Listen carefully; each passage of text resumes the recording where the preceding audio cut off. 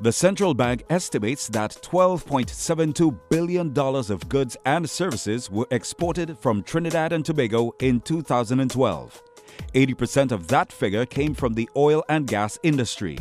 While the figure may sound impressive, it was 1 billion less than in 2011. In order to increase export sales, government is focusing on the non-oil and gas sector, which is largely manufactured food and beverage products as well as flowers. The target is to double exports in the next 5 years. With the aim of facilitating this growth, the EXIMBank is hosting a series of seminars for business associations to share information on the products of various companies which provide an enabling environment for businesses seeking to export. At the session held at the Trinidad and Tobago Chamber of Industry and Commerce, Chief Executive Officer of EXIMBank, Brian Awang, said their mandate is to stimulate export by manufacturers and outlined the products they offer. We have streamlined the offerings of the EXIMBank into 4 products: post-shipment financing, pre-shipment financing, export credit insurance, and demand loan financing. The EXIMBank has also introduced an aggressive landscape of rates to support this new positive thrust of ensuring that our exporters' goods are attractively priced. And therefore, it's important that when they go out into the international marketplace, they are more competitive than any other company that is competing with them for space in a particular market. If they don't have that competitive edge, they will have to eat their own product, right? While the bank provides financing, they work with other companies to ensure businesses wishing to export have additional support. Keith Chin, Chief Executive Officer of the Free Zone Company, says that organization has been in existence for over 25 years and was set up specifically to make it more attractive for businesses to export goods. The Trinidad and Tobago Free Zones program is basically the management of fiscal incentives that the government offers to invite foreign and local direct investors to stimulate the economy. And the fiscal incentives that are offered: exemption from corporation tax, exemption from duties, exemption from levies, and exemption from VAT. That is what the Free Zone program offers to foreign and local direct investors.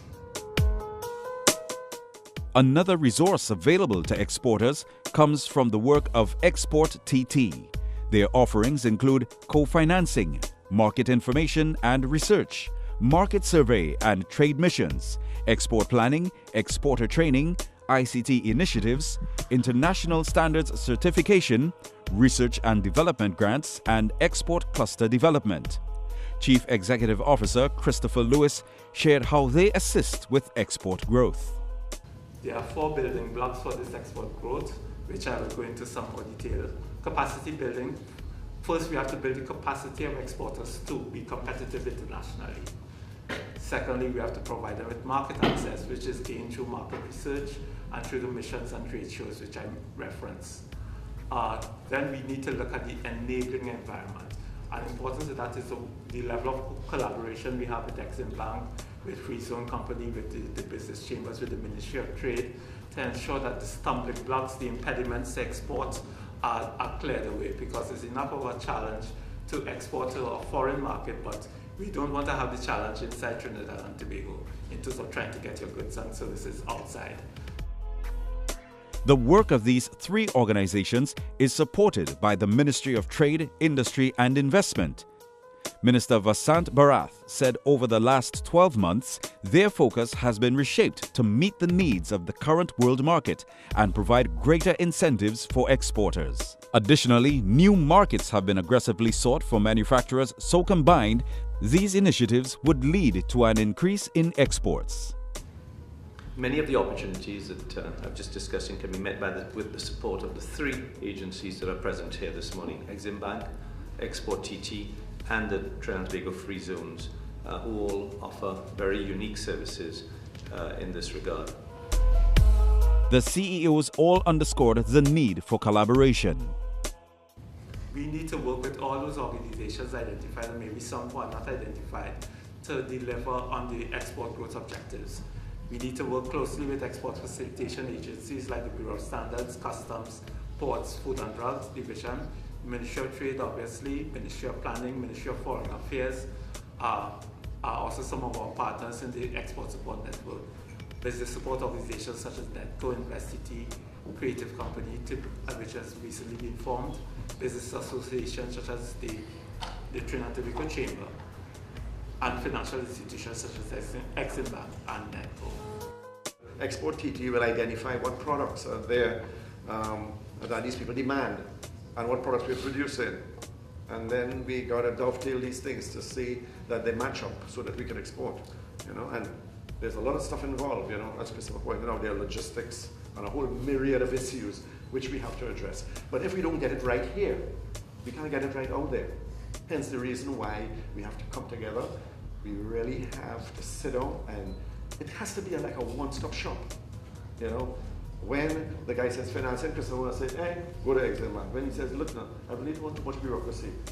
Free zone, you know. And it has to be quick because time is money.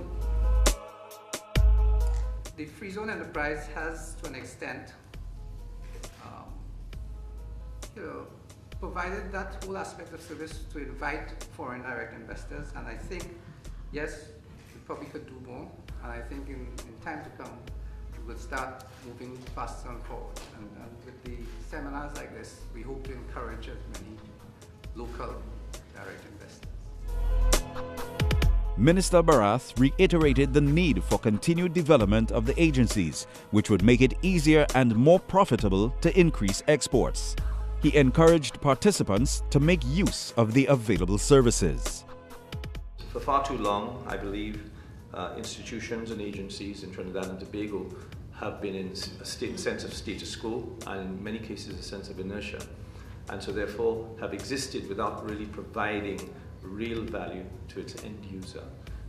We are now ensuring that we relook with a very critical eye all of these services so that we are in a much better place to provide you, the users, with the essential services that you require, and so that we can build your business and create the level of economic activity in Trinidad and Tobago that we so often talk about.